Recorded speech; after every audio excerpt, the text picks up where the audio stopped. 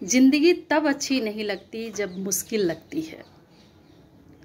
जिंदगी तो तब अच्छी लगती है जब आप उसे समझकर उससे लड़ते हैं और लड़कर आगे बढ़ते हैं, तब वही जिंदगी आपको बहुत अच्छी लगने लगती है। तो नमस्कार, मैं निहारिका किसले आज फिर से लेके आई हूँ एक नई कहानी। अभी तक आप लोगों का खूब सारा प्यार मिला है, आशा करती हूँ आगे भी यूं ही मिलता रहेगा। तो आज की कहानी है एक छोटी सी गांव की कहानी है रवि की, जो पढ़ लिख कर बड़ा होकर एक अच्छा इंजीनियर बनना चाहता है। उसका सपना यही होता है, पर उसके साथ परेशानी ये थी कि उसके पिताजी शराबी थे और माँ भी बीमार रहती थी। घर की हालत अच्छी नहीं थी, पर फिर भी वो हिम्मत नहीं हारता। घर का काम करते हुए प्रतिदिन स्कूल जरूर जाता। एक दिन उसके कक्षा में उसके टीचर सारे बच्चों से पूछ रहे थे कि तुम लोग क्या बनना चाहते हो, और वही सवाल रवि से पूछा जाता है। तब रवि बहुत ही उत्सुकता पूर्वक उठता और बताता है कि मैं बड़ा होकर एक बड़ा इंजीनियर बनना चाहता हूँ। ये बात सुनकर सब लोग हंसने लगते हैं, यहाँ तक कि टीचर भी उसका मजाक उड़ाते हैं। वो भी बोलते हैं कि सपना ऐसा देखो जो तुम्हारे लायक हो, जिसे तुम पूरा कर सको। ये बात सुनकर रवि उदास हो जाता है, पर वो निश्चय करता है कि आज के बाद वो कभी किसी को अपने सपने के बारे में नहीं बताएगा, बल्कि वो करके दिखाएगा।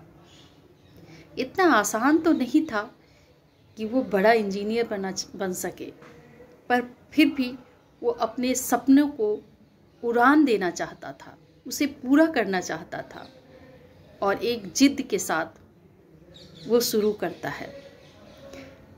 घर की हालत अच्छी नहीं थी, जिसके लिए वो अपने से छोटे बच्चों को ट्यूशन देना शुरू करता है। थोड़ा बहुत पैसा इकट्ठा होता है, घर में भी काम करता है, खेतों में मेहनत करता है। उसके पास इतने भी पैसे नहीं होते कि वो किताब खरीद सके और वो इंजीनियरिंग की तैयारी कर सके। किताब भाड़े पे लेके आता दुकान से, और दिन में मेहनत करने के बावजूद रात में वो पढ़ाई पूरा करके तब सोता। सुबह जल्दी उठता, घर के काम करता। यूं ही चलता रहा।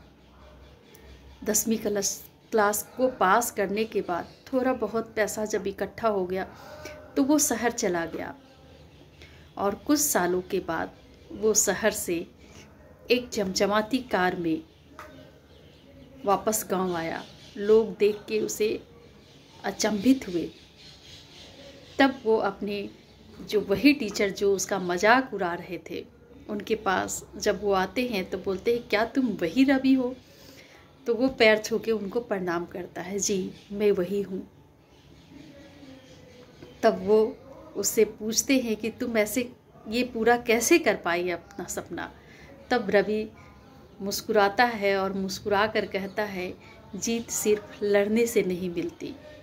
सपनों को उड़ान तो तभी मिलता है जब हम हालात को समझते हैं, और समझने के बाद उससे लड़कर आगे बढ़ते हैं।